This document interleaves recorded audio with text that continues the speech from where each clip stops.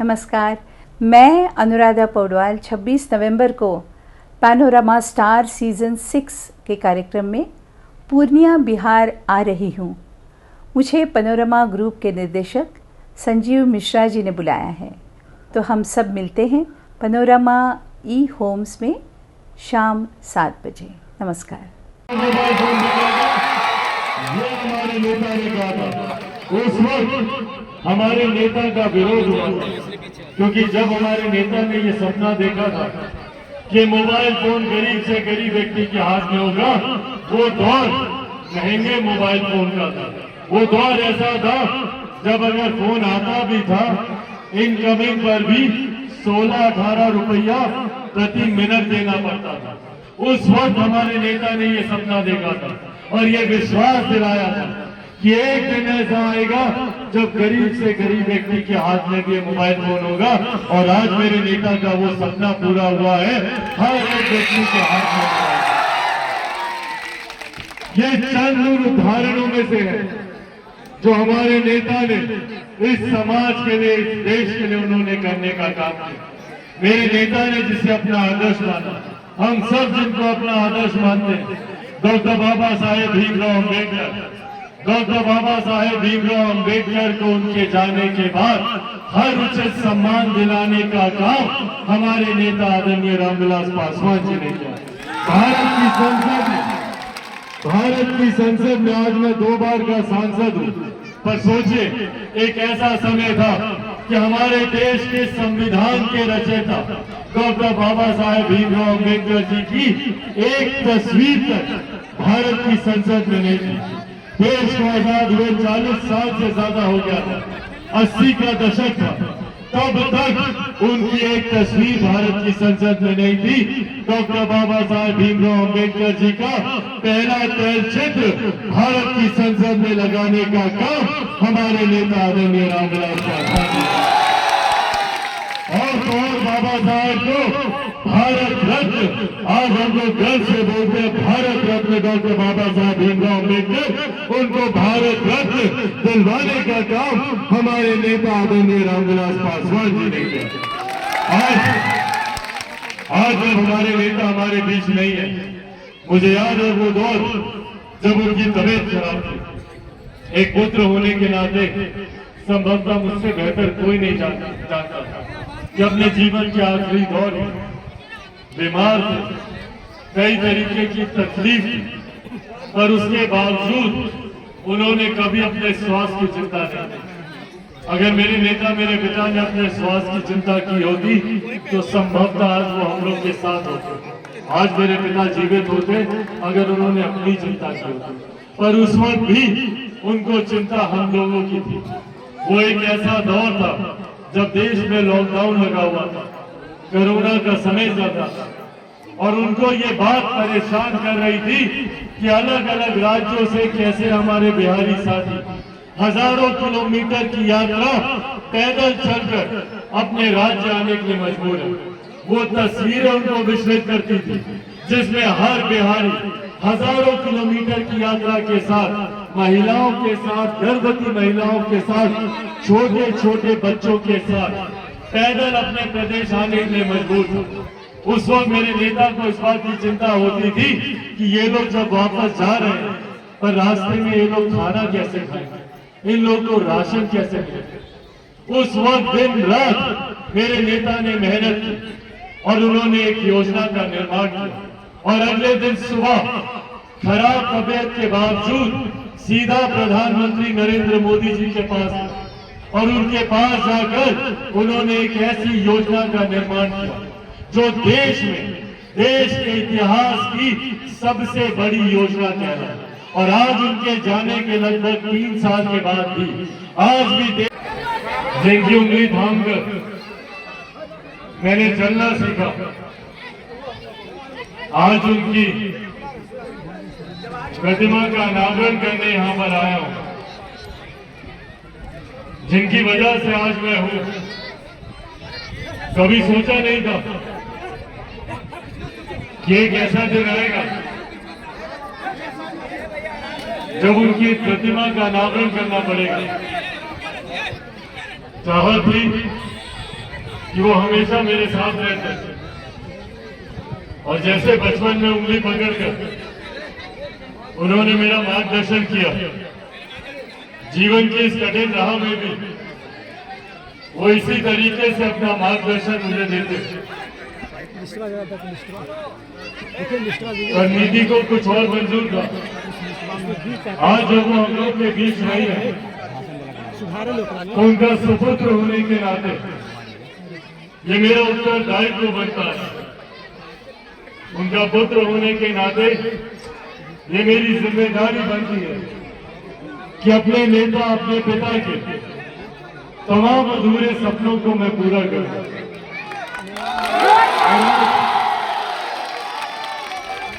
और आज उसी राह पर निकल कर रहा हूं।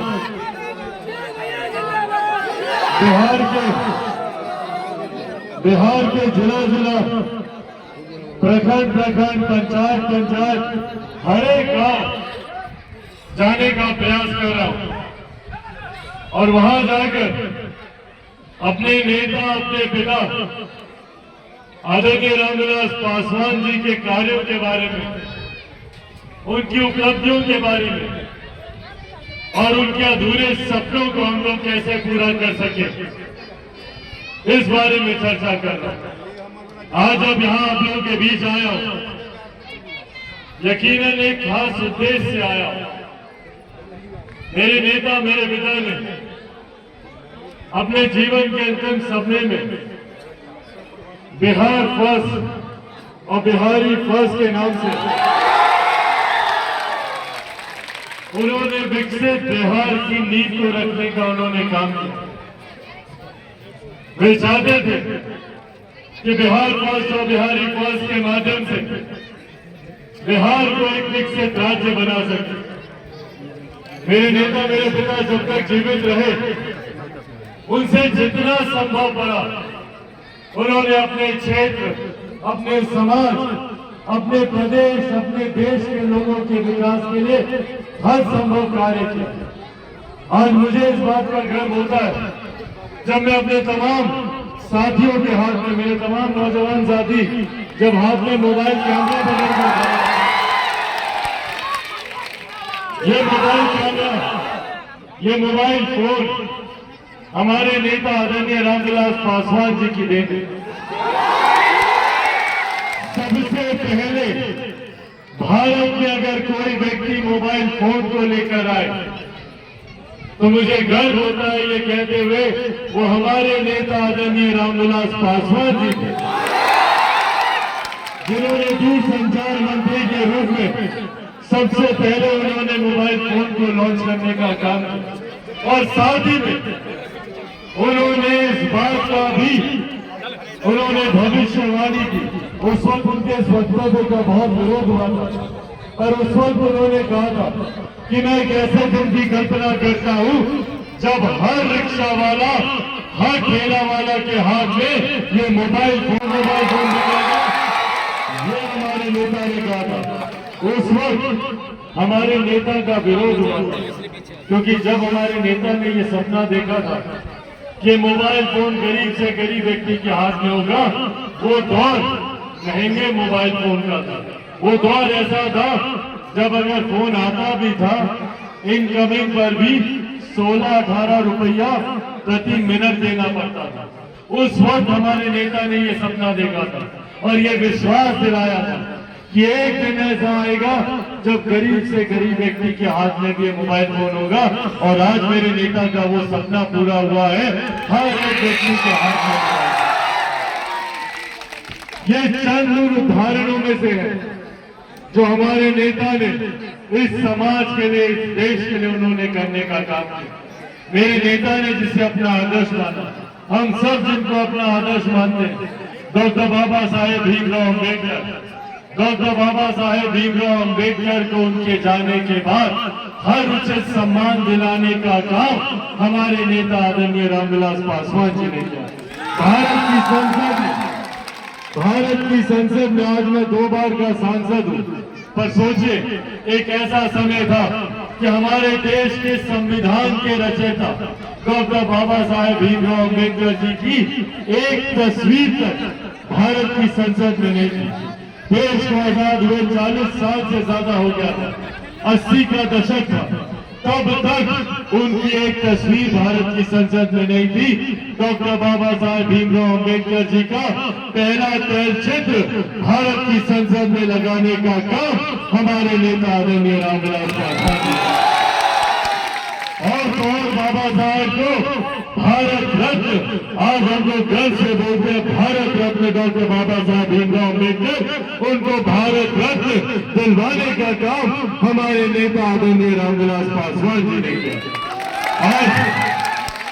आज जब हमारे नेता हमारे बीच नहीं है, मुझे याद है वो दौर जब उनकी तबीयत खराब थी। एक पुत्र होने के नाते संभवतः मुझसे बेहतर कोई नहीं जानता था कि अपने जीवन के आखिरी दौर में बीमार थे, कई तरीके की तकलीफ थी, पर उसके बावजूद उन्होंने कभी अपने स्वास्थ्य की चिंता नहीं की। अगर मेरे नेता, मेरे पिता ने अपने स्वास्थ्य की चिंता की होती तो संभवतः आज वो हम लोग के साथ होते। आज मेरे पिता जीवित होते अगर उन्होंने अपनी चिंता की होती, पर उस वक्त भी उनको चिंता हम लोगों की थी।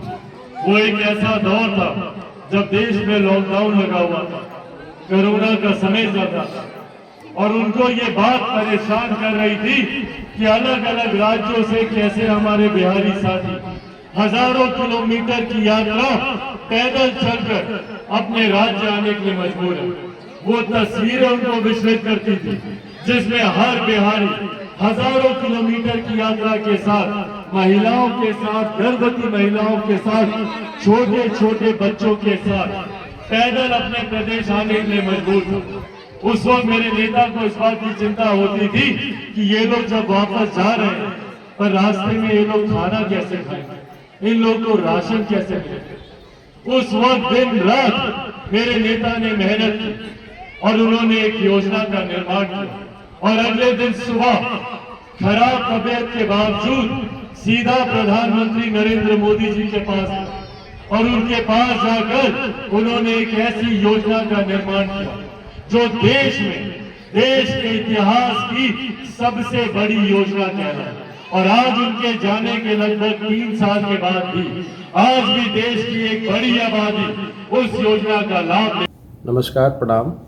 आप जितने भी दर्शक हैं, मैं वीडियो के माध्यम से आप सभी को प्रणाम करता हूं, नमस्कार करता हूं, और अपार हर्ष के साथ सूचित कर रहा हूं कि इस बार हम लोग का जो पैनोरमा स्टार का कार्यक्रम है 6ठा सीजन में है, और 6ठा सीजन का कार्यक्रम जो है 24 नवंबर, 25 नवंबर और 26 नवंबर को होने जा रहे हैं।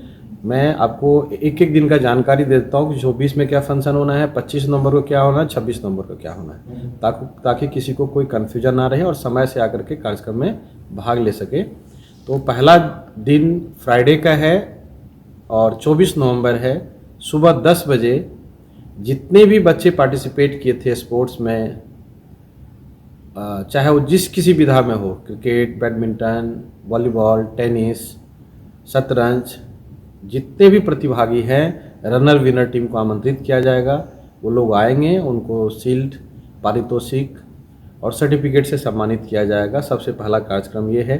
फिर दिन में ही हमारा प्रॉपर्टी फेयर है, लोन मेला है, रिटेल्स एक्सपो है, फर्नीचर, ऑटोमोबाइल्स, ढेर सारे लोगों को इसमें आने का मौका मिलेगा और परचेजिंग करने का मौका मिलेगा, कुछ न कुछ अलग स्कीम के साथ में।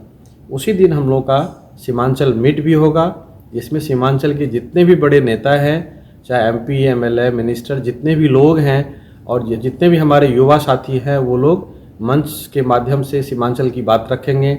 सीमांचल में अभी तक का जो सफ़र है और आगे की क्या रणनीति होगी, उस पर हम लोग चर्चा करेंगे। इसी तरह से 25 तारीख को हम लोगों का सुबह से एक्सपो हमारा कंटिन्यू जो एक्सपो होगा फर्नीचर, ऑटोमोबाइल्स और रिटेल्स का, वो 24, 25, 26 को तो रहेगा। उसके अलावा शाम में हम लोगों का 25 तारीख को SDN न्यूज़ का एक कार्यक्रम है, उनका वार्षिकोत्सव है, और साथ में कल्चरल प्रोग्राम है जिसमें साबरी ब्रदर्स आ रहे हैं, बहुत बड़े कलाकार हैं, और हम लोगों का बड़ा सौभाग्य होगा उनको सुनने का, चूँकि बहुत बड़ा नाम है उनका साबरी ब्रदर्स का। वो लोग आ रहे हैं 25 नवंबर को। एवं 26 नवंबर जो अंतिम दिन है हम लोगों का, उस दिन सुबह से हम लोगों का जो बच्चे प्रतिभागी हैं, चाहे सिंगिंग में, डांसिंग में, ड्राइंग में, उन लोगों को उस दिन फाइनल होगा। रैम्प शो भी बच्चों का होना है, सिंगिंग, डांसिंग, ड्राइंग भी होना है। सभी का फाइनल होगा 26 नवंबर को शाम में। फिर 5 बजे से हम लोग का लक्की ड्रॉ है।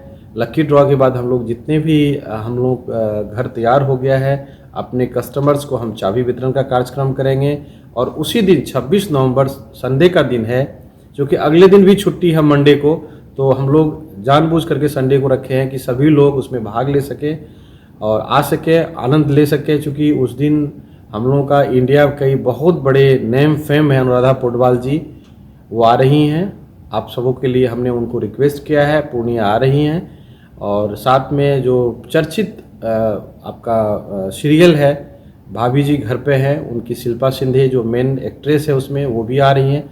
और भी अन्य ऐसे बहुत बड़े बड़े कलाकार आ रहे हैं जिसको देखने और सुनने का हम लोगों को सौभाग्य मिलेगा। आप जितने भी दर्शक हैं, हमको सुन रहे हैं, हमारे जानकार हैं, रिश्तेदार हैं, कीथ एंड कीन है, कंपनी से जुड़े लोग हैं, कस्टमर्स हैं, जितने भी लोग हैं, मीडिया बंधु हैं, सभी से मैं आग्रह करता हूँ, निवेदन करता हूँ कि 24 नवंबर, 25 नवंबर और ख़ास करके 26 नवंबर का शाम कुछ अलग होगा। हमारे पूर्णिया के लिए बड़ा ऐतिहासिक दिन होगा, तो आप लोग ज़रूर आएँ। और मैं आग्रह करूँगा, एक चीज़ और मैं बताऊँगा कि आप अपने साथ गेट पास ज़रूर लाएँ। जिनको भी हमने आमंत्रण भेजा है, कार्ड भेजा है, नहीं भेजे हैं, तो आप हो सकता है कि हमसे गलतियां हो गई होगी, आप तक कार्ड नहीं पहुंच पाया हो, तो गेट पास ज़रूर मंगवाएं। और एक चीज़, यदि आपके पास गेट पास नहीं पहुंच पाया है और यदि आपके पास मोबाइल पे सॉफ्ट कॉपी है हमारा गेट पास का, जो आमंत्रण कार्ड है वही हमारा गेट पास होगा। यदि आपके मोबाइल पे पहुंच गया है, नहीं पहुंचा, तो कहीं से मंगा करके आप एंट्रेंस गेट पे, चूँकि बिना गेट पास का एंट्री नहीं है, तो गेट पास अवश्य लाएं। या यदि मोबाइल पे है तो सिर्फ, लेकिन मोबाइल पे सिर्फ फैमिली वाले को अलाउ होगा, बैचलर को अलाउ नहीं होगा। फैमिली के साथ यदि आप आ रहे हैं और आपके मोबाइल पे गेट पास है तो आपको वहाँ एंट्री दे दी जाएगी। बहुत बहुत धन्यवाद, आपका इंतजार रहेगा। 24 नवंबर, 25 नवंबर, 26 नवंबर, फ्राइडे, सैटरडे, संडे। अगर ये वीडियो पसंद आई और वह बिहार के राजनीति और बिहारियत से सरोकार रखेनी तो सब्सक्राइब बटन दबा के चैनल के सब्सक्राइब कर ली। ओजे एगो घंटी बा, ओकरा बटन दबा देला से कुल सटीक और मारक खबर रुआ मुफ्त में मिल जाई। अगर रुआ पत्रकारिता के हमनी के नया प्रयोग में सहयोग कर चाहतानी तो ज्वाइन बटन दबा दी। पेटीएम नंबर नोट कर ली 9386816700। धन्यवाद।